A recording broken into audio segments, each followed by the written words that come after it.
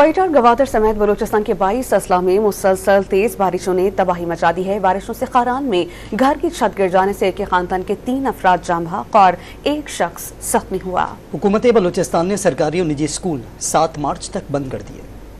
गवादर शहर समेत गिरदोनवा में बारिश के दूसरे स्पेल ने तबाही मचा दी। ताहद्दे निगाह पानी ही पानी है। तूफानी बरसात के बाद एक बार फिर गलियां और सड़कें तालाब बन गई। टीटीसी कॉलोनी, फकीर कॉलोनी और मुल्लाबंद समेत शहर के बेशतर इलाके पानी में डूब गए। मुतादिद कच्चे मकानों की दीवारें गिरी जबकि सड़कें टूट गई। कलाज और सरबंदन का गवादर से जमीनी राब्ता मुनक़ता हो गया। PDMA और NDMA की इमदाद ताहाल गवादर न पहुँच सकी। नदी नालों में तुगयानी के बाइस देही इलाकों में लोग महसूर हो गए। जीवनी और पेलरी समेत मुतादिद इलाके भी गवादर से कट गए। जीवानी, पसनी और ओरमाड़ा में भी वक्फे से बारिश का सिलसिला जारी है।